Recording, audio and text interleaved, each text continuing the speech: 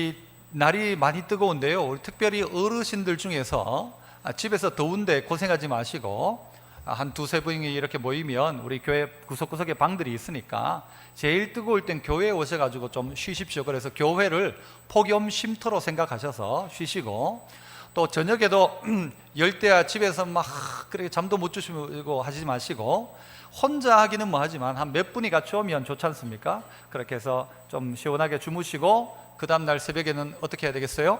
새벽기도 나오고, 그렇게 하시면서 폭염 쉼터로 그렇게 사용하시면 좋겠다 생각되어집니다. 아울러서 주일날 또 교회 여기 보면 이렇게 바람골이 있습니다. 찬바람이 지나가는 길이 있고 조금 아닌 곳이 있거든요. 그래서 어떤 분은 추워하고 어떤 분은 막 부치 붙이고 그렇습니다. 본인의 그 몸 온도에 따라서 잘 조절해 주시고, 우리 또 성도 중에 어떤 분이 지난 겨울에 무릎 담요를 뒤에 갖다 놨거든요. 겨울철에 필요하고 여름에 치워야 되겠다 싶었는데 여름에도 많이 쓰시더라고요. 좀 몸이 추우신 분들은 담요를 가지고 이렇게 무릎을 덮거나 하셔서, 또 교회 왔다가 또 온도가 안 맞아서 또 감기 걸리거나 하지 않도록 주변 살피시고, 특별히 어른들은 또 건강에 더 유의하시면 좋겠습니다. 폭염 쉼터와 주일 예배 시간에 그렇게 하시면 좋겠고요. 오늘 점심 식사는 이경환 집사님, 전진금 집사님 가정에서 자녀 결혼을 감사하는 마음으로 섬기십니다. 오늘 특별한 또 비빔밥이 그렇게 준비된 것 같습니다. 지난 주간에 박복임 집사님이 소천하셔서 또 장례가 있었습니다. 가정을 위로해 주시기를 바라고요. 이진숙 권사님은 수술 후에 아주 빠른 회복이 되고 있습니다. 추가로 하나 말씀드릴 것은, 혹 교회 새벽 기도나 오전에 이렇게 오시는 분들, 우리 교회 주차 차단기가 설치되었는데 새벽 예배나 또 오전에 오시는 분들 중에 가끔 이제 우리 오늘 같은 경우에도 주일날 아침 일찍 여기 경찰들이 주차를 다 해놓고 그냥 가버린 거예요. 어디 출동 간 모양입니다. 그러니까 하루 종일 이렇게 차를 대놓으니까 아마 교인들도 쓰기가 좀 불편해지는데, 필요할 때마다 오전에 이렇게 차단기를 좀 내리려고 합니다. 그래서 리모컨이 있어요. 탁 누르면 차단기가 열리는데, 이게 혹 오전이나 주중에 교회 자주 드시는 분들은 리모컨이 있으니까 사무실에서 그렇게 받아가시면 되겠습니다. 필요 없는데 가져가실 필요는 없고, 하나당 단가가 한 8,000원 정도 하거든요. 자, 이렇게 가지고 가시고 헌금을 하셔도 되고 그냥 가져가셔도 되고 그렇습니다. 사무실에서 받아가시면 그 리모컨 누르면 탁 올라옵니다. 나가실 때는 자동으로 나가고요. 앞주차장, 뒷주차장 다 그렇게 되어 있습니다. 주일날 성도들이 좀 더 편리하게 사용할 수 있도록 그렇게 좀 이렇게 차단도 하고 해야 될 형편이어서 여러분께 안내를 드립니다. 리모컨 사무실에서 그렇게 받아가시면 되겠습니다. 꼭 필요하신 분만 받아가십시오. 광고 이상입니다. 말씀 보시겠습니다. 구약성경 에스겔 47장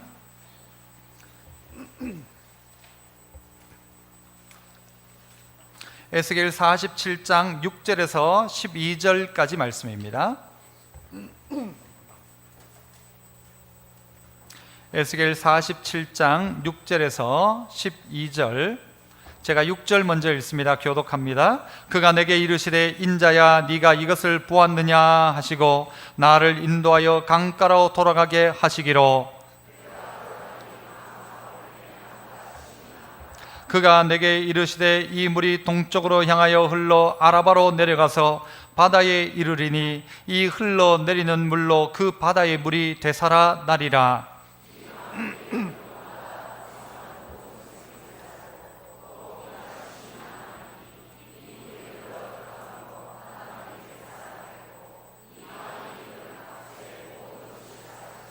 또 이 강가에 어부가 설 것이니 엔게디에서부터 에네글라임까지 그물 치는 것이 될 것이라. 그 고기가 각기 종류를 따라 큰 바다의 고기같이 심히 많으려니와,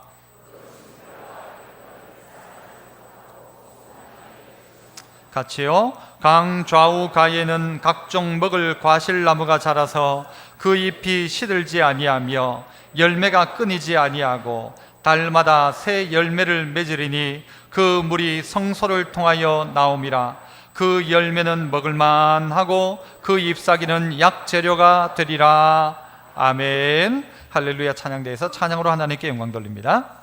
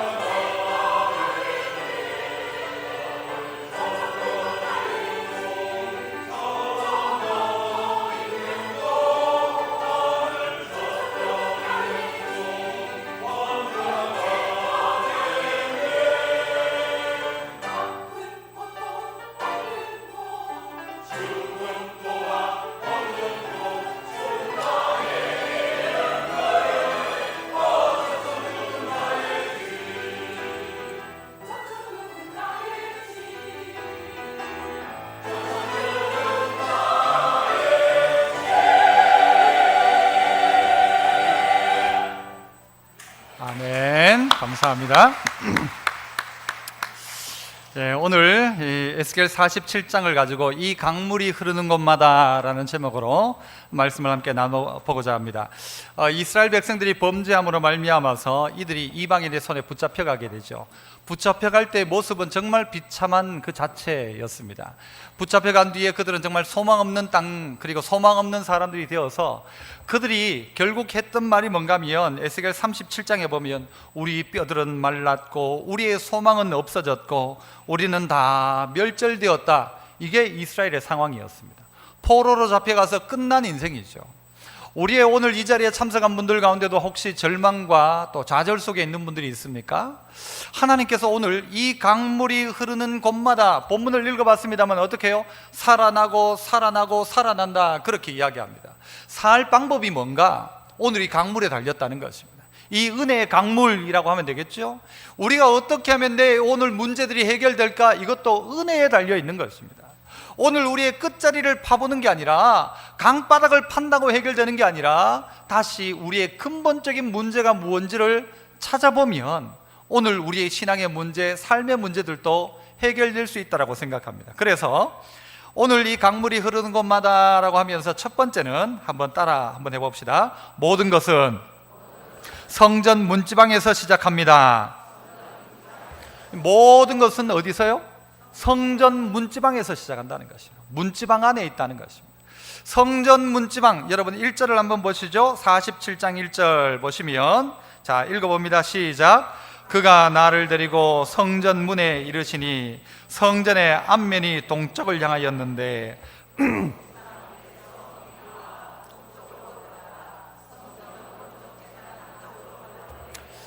그가 나를 데리시고 가는데 어디로 데리고 가는가? 우리는 끝났다, 멸절되었다는 에스겔을 데리고 성전으로 가는 것입니다.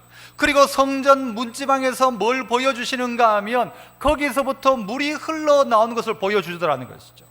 성전 문지방에서 흘러나온 물들이 쭉쭉쭉쭉 흘러가는데 이 흘러가는 강물들을 따라서 하나님은 또 어떻게 하시는가 하면 계속 그걸 보여주기 시작하는 거예요. 6절 또 가보세요. 오늘 본문 6절에 가면 그가 내게 이르시되 뭐라고 합니까? 인자야 네가 이것을 보았느냐 물으시죠. 네가 이것을 보았느냐?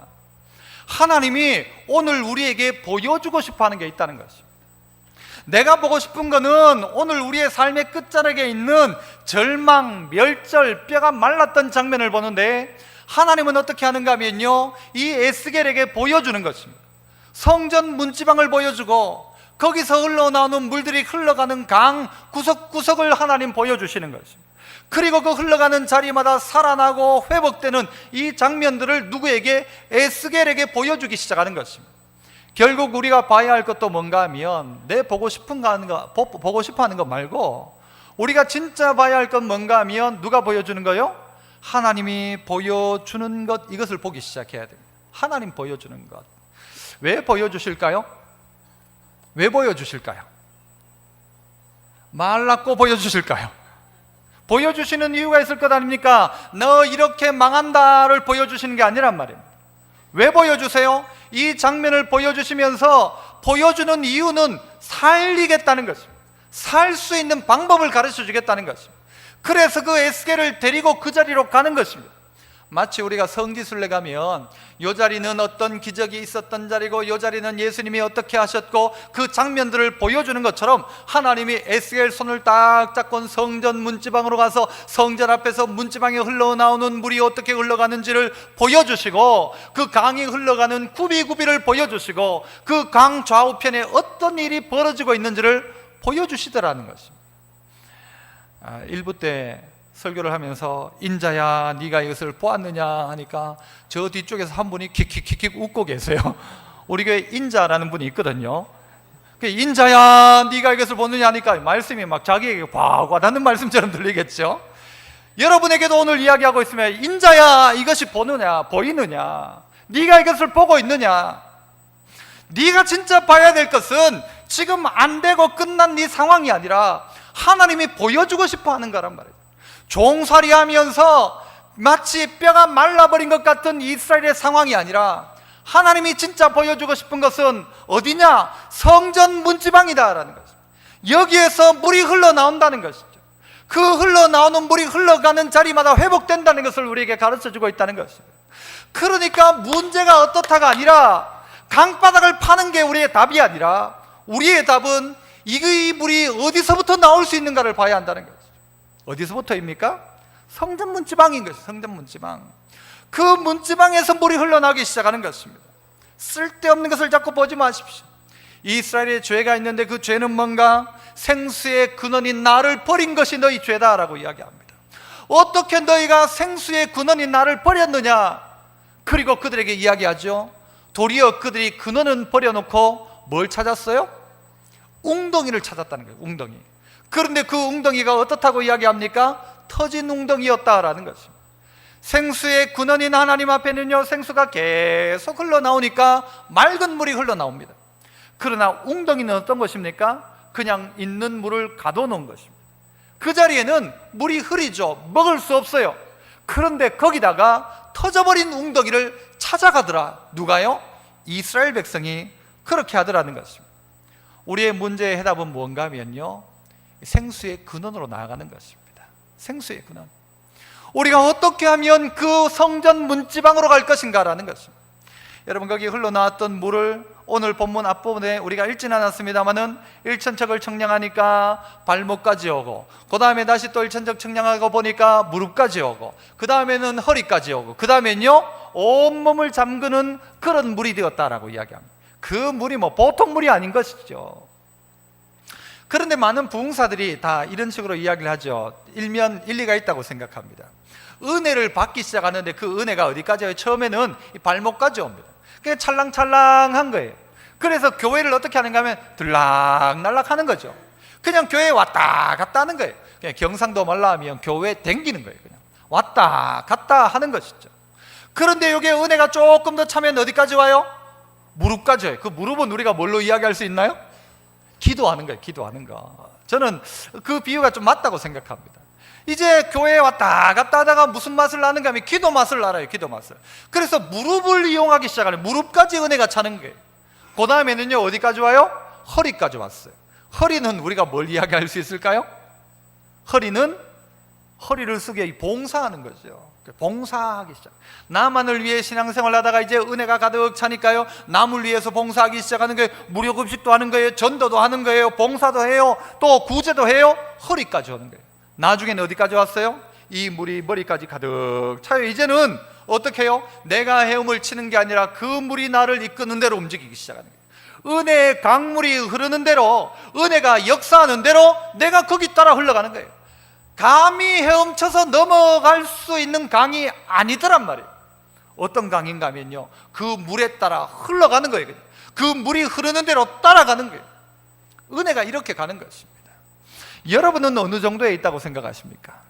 발목입니까? 무릎입니까? 허리입니까? 아니면 능히 건너지 못할 강이 되어 그 물에 따라 흘러가고 있습니까? 우리나라의 초기에 평양 대부흥운동 때는요, 그 마치 거대한 물결이 움직이고 있었어요. 내 혼자 이렇게 해보자가 아니라 그 시대 전체가 움직였다고요. 하나님의 성령의 강력한 이 역사가 임할 때에, 여러분 초대교회를 보면 같은 날에 3,000명이 회개하는 역사가 일어나고요, 5,000명이 회개하는 역사가 일어나요. 이거는 한 사람의 변화 정도가 아니라 거대한 물줄기가 움직이고 있더라는 것이죠. 저는 이런 물줄기가 우리 온 성도들에게 있기를 축복합니다. 그래야 되죠. 주일학교 아이들에게도 이 물줄기가 흘러갔으면 좋겠어요. 그리고 청년들에게도 이 물줄기가 흘러갔으면 좋겠어요. 이 가정마다 이 물줄기가 흘러갔으면 좋겠어요. 그러면 되는 것입니다. 그런데 우리는 자꾸 근원으로 가지 않고 자꾸 땅바닥만 파는 거예요. 땅바닥 파면 아무것도 나오지 않습니다. 생수의 근원이신 하나님께 성전 문지방의 모든 해답이 있다는 거예요. 따라해 봅시다. 성전 문지방에서 시작합니다. 여러분의 모든 문제의 해답은요, 성전 문지방에서 풀리기 시작합니다. 그래서 하나님은 그를 먼저 성전 문지방에 데리고 간 거예요. 성전 문 앞에 세워놓은 거예요. 그리고 거기서 뭐가 흘러나오는지를 보게 한 거란 말이죠. 그래서 은혜를 받아야 한다는 거예요. 말씀을 듣고 은혜를 받아야 한다는 거예요. 종교개혁자였던 켈빈은 무슨 이야기를 했는가 하면요, 우리가 하나님을 아버지로 섬긴다면 교회는 어머니로 섬겨야 된다, 그렇게 이야기했어요. 하나님을 아버지로 섬기고 있는 자라고 한다면 교회를 어머니처럼 생각하라는 것이죠. 여기 말하는 교회가 무엇입니까? 건물입니까? 아니죠. 건물은 교회당이에요. 교회 건물이 교회가 아닙니다. 교회는 뭡니까? 성도들이죠. 성도이죠.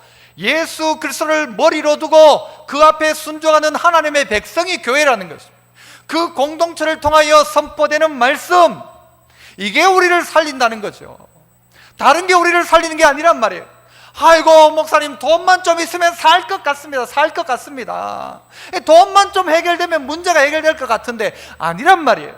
돈 문제가 해결돼도 성전 문지방을 통한 은혜가 없다면 그 돈 때문에 망하는 것입니다. 산 꼭대기에 올라가면 올라갈수록 더 허무한 것입니다. 가지면 가질수록 만족한 게 아니라 더 허무한 것이 인생입니다. 하나님이 인생을 그렇게 만들어 놓았단 말입니다. 그러므로 지금 나의 상황이 어떤 상황, 포로된 상황, 절망적인 상황 상관없습니다.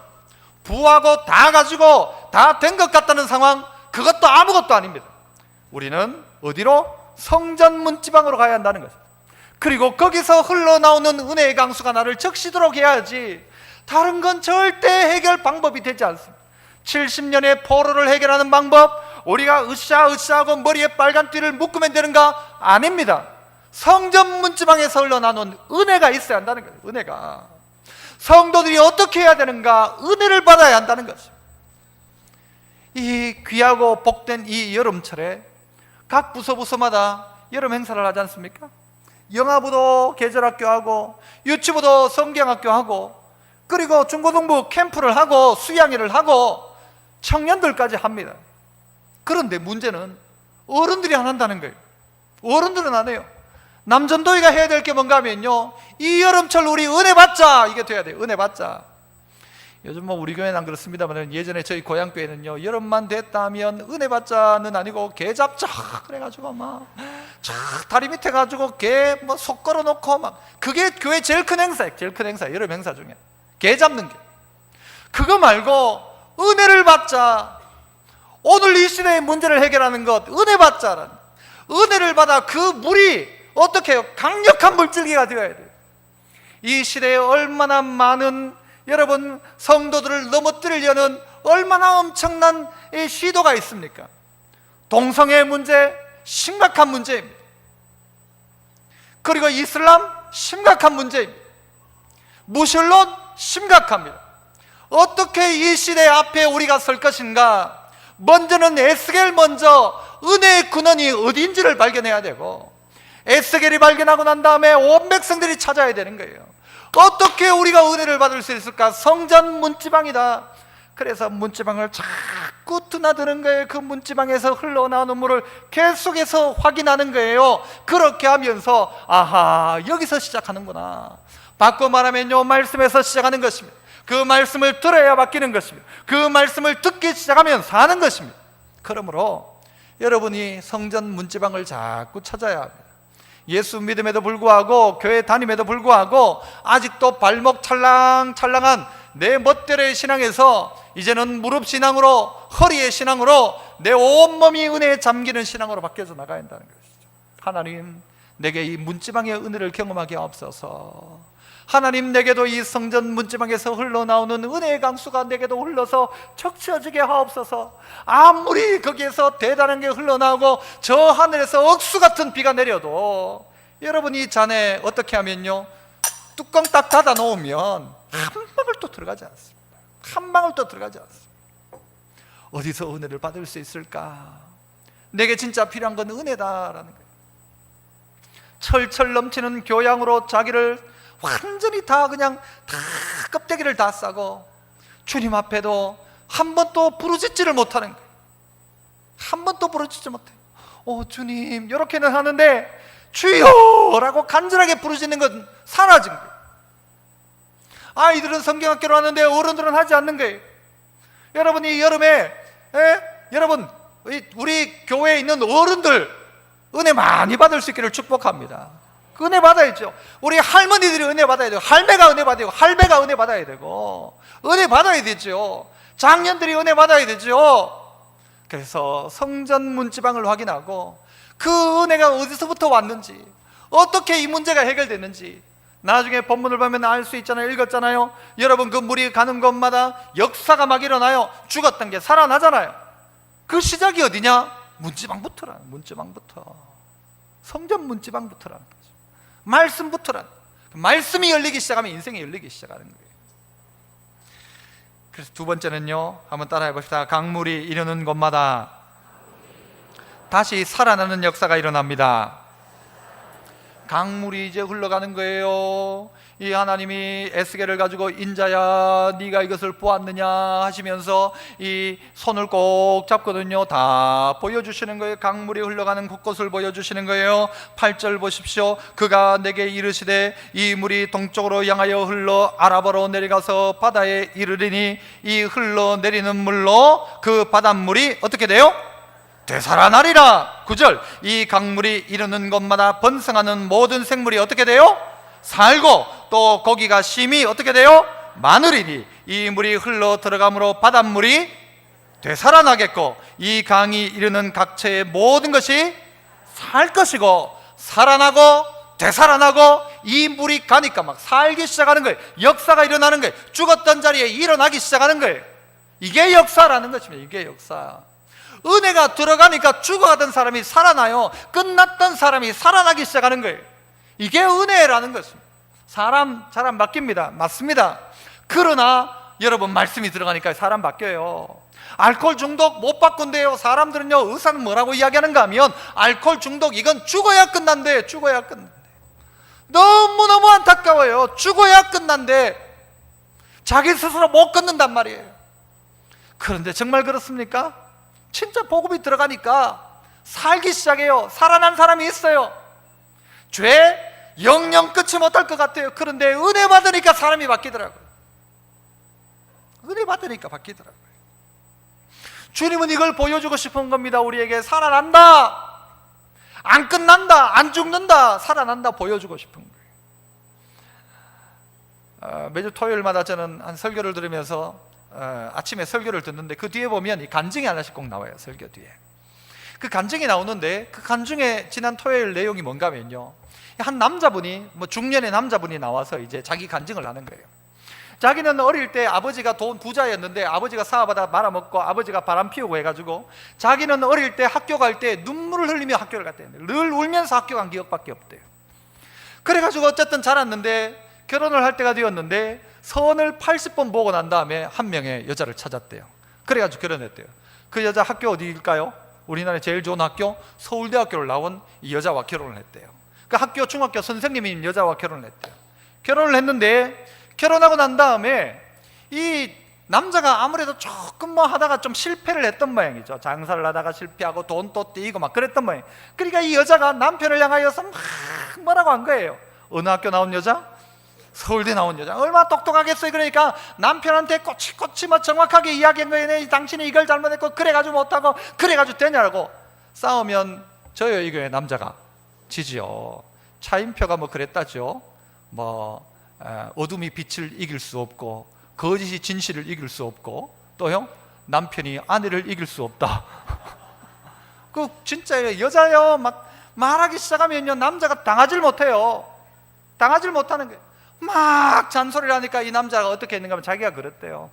그렇게 하면 자기는요 전화기 꺼놓고 밖으로 나간다는 거예요. 그리고 외박인 거예요. 아내가 자기 남편을 인정하지 않으니까 이 남편이요 돌아다니면서 이제는요 자기를 인정해 주는 곳 찾아간 거예요. 어디서 인정해 줄까요? 술집 가니까요 오빠 그러면서 막 인정을 해주는 거예요. 막 사장님 그러면서 이 사람을 막 인정을 해주니까 이 뭐 룸사롱에 막 줄기차게 드나들었대요. 그러다가 거기서 만난 여자하고 살림도 차렸대요. 그러니까 이 아내 입장에서는 이 남편이 더 꼴보기 싫은 거예요. 그러니까 계속 뭔가를 이야기하고 남편은 그러면 또 집 나가고. 그러던 어느 날 이 아내가 교회를 가기 시작하더라고요. 교회를 갔는데 교회를 갔다 오더니 이 아내가 바뀌기 시작하더라는 거예요. 어떻게 바뀌는가 하면요, 예를 들면 자기 애를 막 엄마가 가르치고 있는데 막 서울대 출신이니까 막 애를 제대로 막 잡듯이 가르치고 있겠죠. 그러니까 그런데 이제 남편이 들어가요. 좀 그래 좀 하지 마라 하니까요. 옛날 같으면 이 여자가 말지도 못하면서 말하지 마. 자기가 직접 가르치든가. 저도 이런 소리 가끔 들어요. 당신이 직접 가르치든가. 그런데 남편이 좀 그렇게 하지 마라 하니까요, 갑자기 아내가 어떻게 하는가? 네 하고는 밖으로 나오더래요. 이 여자가 왜 이렇게 하노? 얼마 후에 이 여자가 자기가 고백을 하는데 뭐라고 고백하는가 하면, 나 당신하고 이혼하려고 예전부터 돈을 모아놨다, 비자금을 모았다는 거예요. 이혼하고 난 다음에 살려고 돈을 모았는데 돈이 얼마인가 하면 억이 넘는 돈을 모았대요. 그 돈을 남편한테 꺼내놓으면서 내가 당신하고 이혼하고 살려고 돈 모아놓은 건데 이거 당신에게 준다라면서 돈을 준다. 남편이 깜짝 놀란, 이 여자가 미쳤나? 죽으려고 이러나? 깜짝 놀란 거예요. 그런데 알고 보니까 이 여자가 누구예요? 교회 다니면서 이렇게 바뀌었다는 거예요. 여러분, 비자금 남편한테 꺼내놔야 돼요? 안 꺼내놔야 돼요? 남편 여러분, 비자금 모아놓은 거 부인한테 줘야 돼요? 안 줘야 돼요? 11조 떼고 주세요. 그런데 이 여자가요, 진짜 제정신이 아니지. 자기의 정말 이혼한 이유를 생각하며 이 남편하고 나 헤어진다 생각하고 모았던 돈을 남편한테 꺼내는, 남편이 깜짝 놀라는 거예요. 도대체 이 여자가 왜 이렇게 됐나? 왜 이렇게 이 여자가 헷갈하겠나라는 거죠. 그래서 이 남편이요, 그 아내를 따라 교회를 따라간 거예요. 따라가 보니까 교회에서 가르치는 거예요. 아내가 남편에게 잔소리해가지고 남편 절대 안 바뀝니다. 이건 진리와 같은 것입니다. 여자들만 따라합시다. 잔소리로 남편 안 바뀐다. 여자들은 믿음이 있어요. 내 잔소리하면 남편 바뀔 거라고 생각하면 절대 안 바뀝니다. 어떻게 하면 바뀌는가? 말씀대로 여자가 살아가야 하는 것입니다. 여자가 말씀이 뭐라고 가르쳐요? 남편에게 복종해라. 복종을만 하면 하고 복종 안 할 것 같으면 자, 이거 말도 안 되는 소리다 아니라 남편에게 복종하라고 이야기했어요. 그런데 이 여자가 교회를 다니면서 그 말씀을 받은 거예요. 남편에게 복종하라.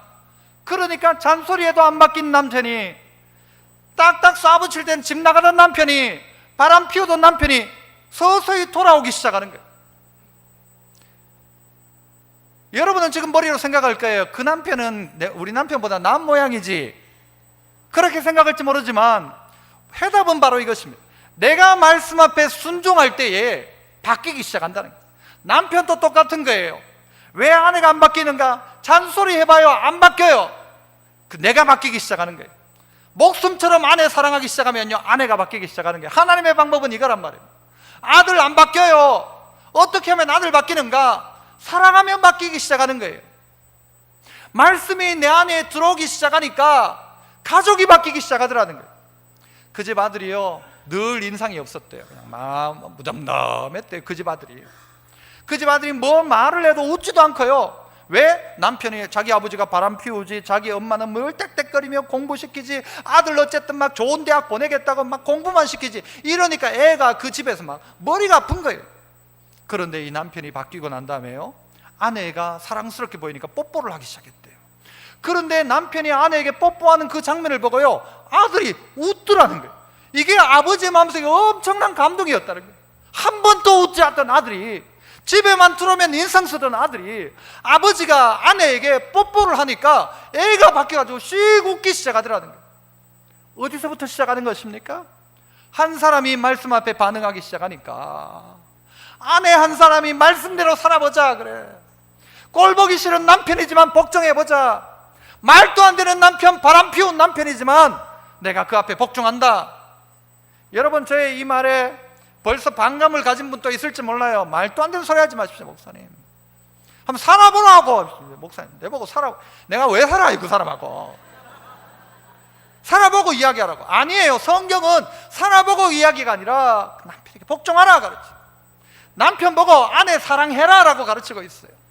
이 말씀을 나에게 주시는 말씀으로 받아 순종하기 시작하니까, 내가 바뀌니까 남편이 바뀌어가지고 그 남편이요, 이제 예수 믿고 그 셀의 리더가 돼가지고 교회 앞에 나와가지고 자기의 수치를 고백하기 시작하는 거예요. 내가 과거에 이렇게 바람 피우고 내가 이렇게 나쁜 짓 했던 난데 내가 바뀌게 된 이유는 내 아내 때문이다. 그 아내가 어떻게 말씀 앞에 순종하기 시작하자 우리의 가정이 바뀌었다는 거예요. 해답은 여기에 있습니다. 다른 데 있지 않습니다. 어떻게 자식 바꿀까? 내가 말씀대로 살아가는 거예요. 내 자존심 내려놓고 하나님 앞에 은혜를 달라고 기도해야 되는 거예요. 은혜가 흘러가면 그 자리마다 바뀌기 시작하는 거예요. 직장 문제, 어떻게 해결합니까? 은혜의 강물이 흘러가니까 여러분, 물이 없을 때는요 어부가 없었어요. 왜? 물고기가 없는데 무슨 어부가 있어요? 강물이 흘러가니까 그곳에 물고기가 막 살기 시작하는 거예요. 그러니까 어부가 생기기 시작하는 거예요. 뭐가 생긴 거예요? 직장이 생긴 거예요. 직업이 생긴 거예요. 그 광 좌우편에 나무들이요 많은 열매를 맺기 시작하는 거예요. 먹을 게 만들어지는 거예요. 물고기 없던 물고기가 많아지기 시작하는 거예요. 배가의 역사가 일어나기 시작하죠. 물질이 풍성해지기 시작하는 것이죠. 하나님의 은혜가 이렇게 임하더라는 것입니다. 여러분, 우리가 이 성령의 은혜의 강물에 지배당하지 않으면 우리는 세상의 물결에 지배당하기 시작합니다. 물이란 건요 엄청난 힘이 있습니다. 이 물은 최근에 서울 쪽에 비가 많이 왔잖아요.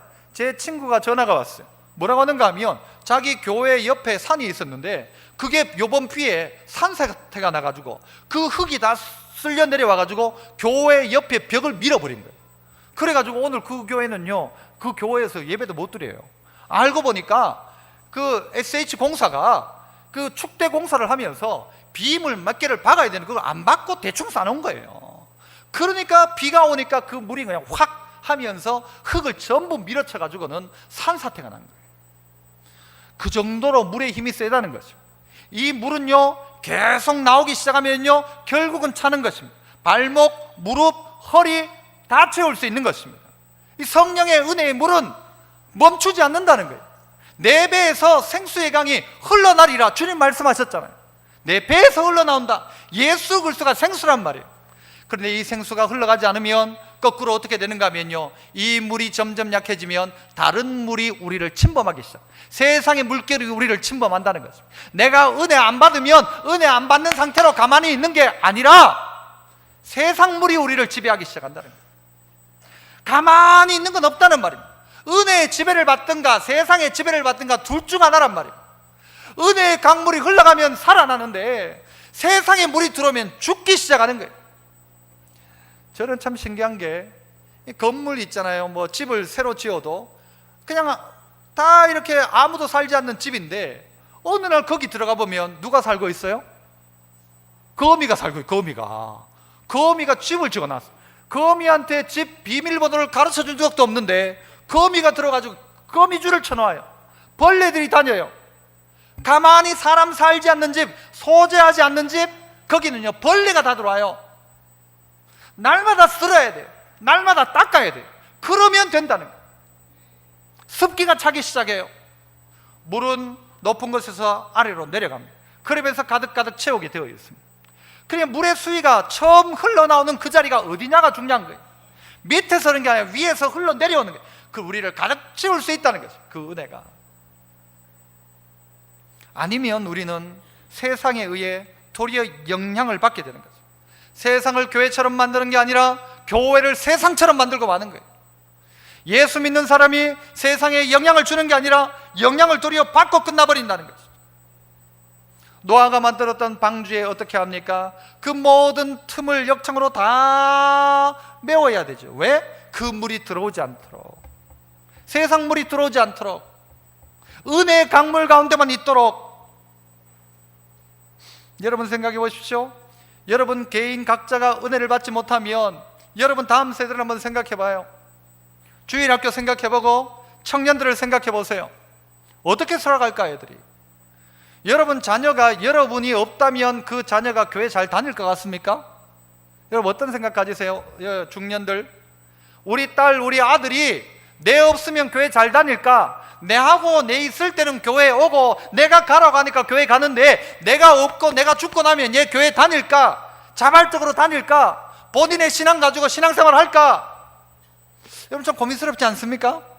어떨 것 같아요? 알아서 신앙생활 잘할 것 같습니까? 아니면 내만 없으면 딴 길로 새는 거예요. 딴 길로. 내만 안 보면 주일날 예배 안 드리는 거예요. 누구 탓을 할까요? 오늘 그 문제의 해답을 누구에게 찾는다고요? 오늘 내가 은혜 받아야 되는 거예요. 내가 은혜 받아서 내가 바뀌어야, 그래야 그 은혜가 여러분 바꾸기 시작하고 되살아나기 시작하는 거예요. 죽었던 것 같은 아들이 살아나고 딸이 살아나기 시작하는 거예요.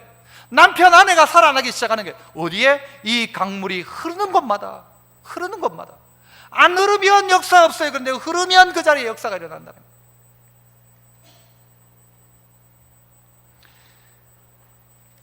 미국의 어떤 신경학회에서 앤드리어스 바텔스라는 사람이 한 연구를 해서 그 결과를 이야기해 줬대요.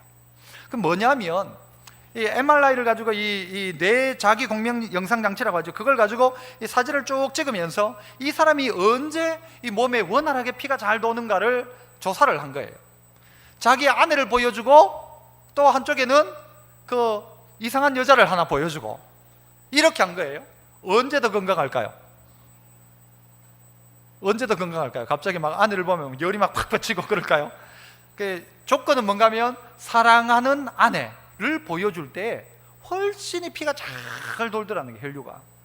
그런데 이상한 여자 아니면 좀 어디 뭐 개심칠하게 막 있는 그 여자 사진을 보여줄 때는요 아니더란 거예요. 죄라는 거죠. 우리의 뇌가 어떻게 반응할까요? 우리의 몸이 어떻게 반응하나요? 성령에 의해 반응하기 시작할 때는요 우리 몸이 회복되기 시작하는 거예요.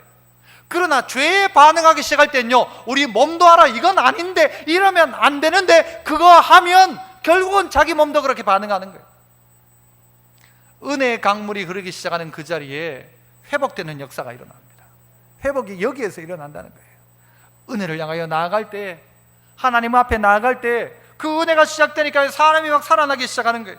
살아난다고 하잖아요. 바닷물이 되살아나요. 흘러가는 자리마다 살아나는 역사가 일어나요.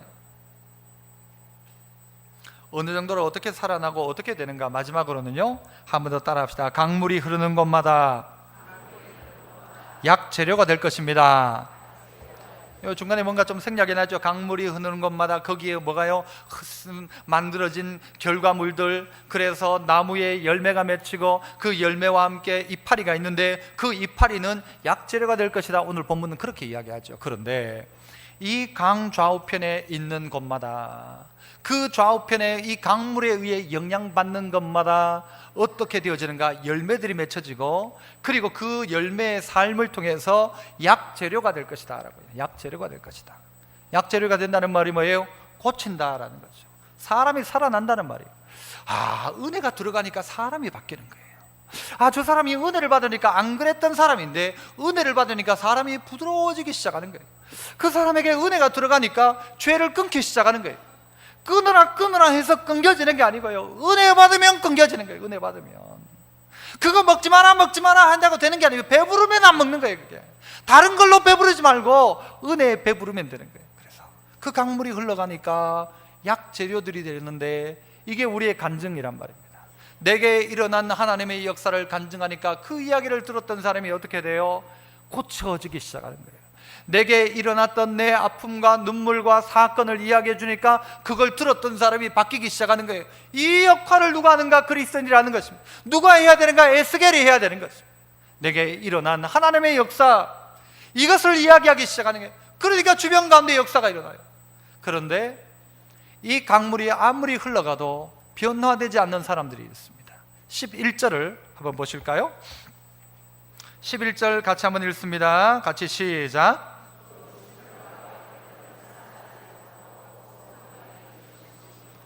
진펄과 개펄은 되살아나지 못하고 소금 땅이 될 것이다.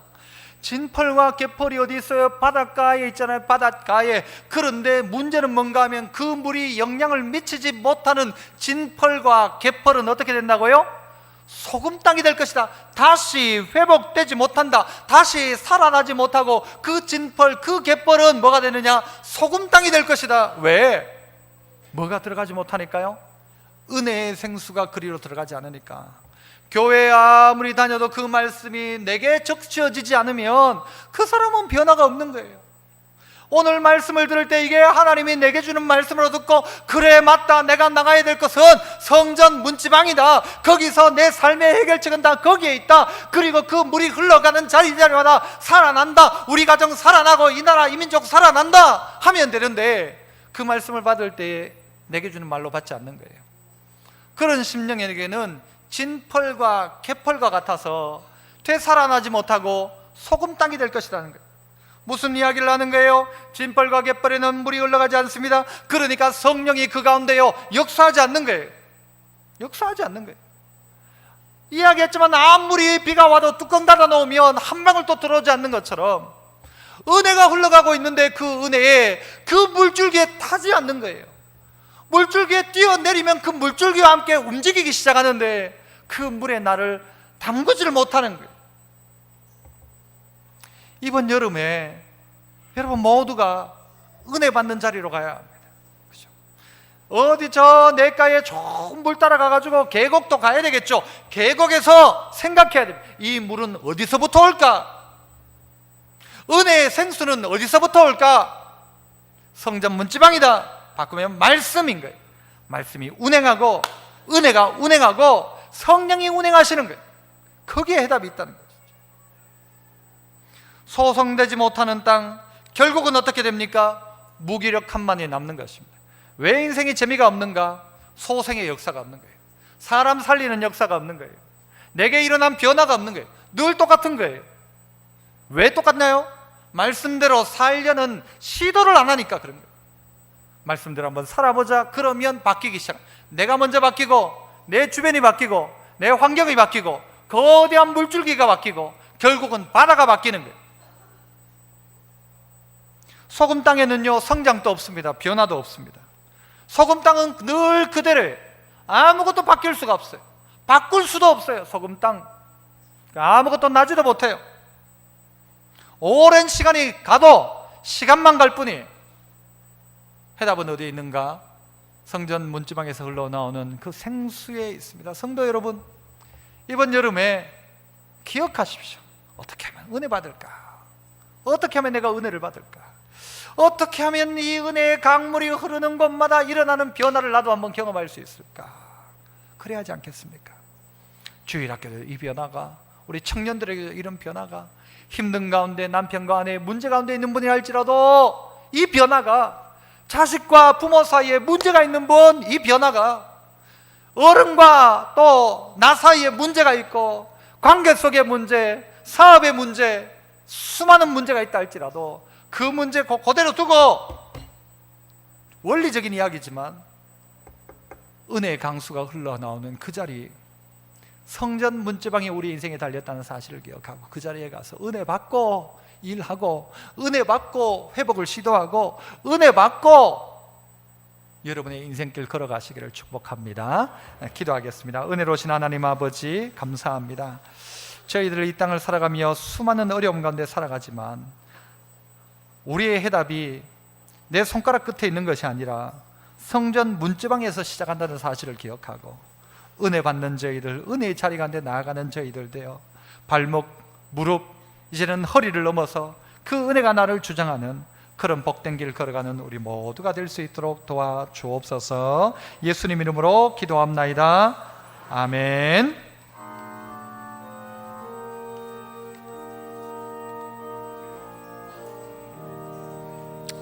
오신 신라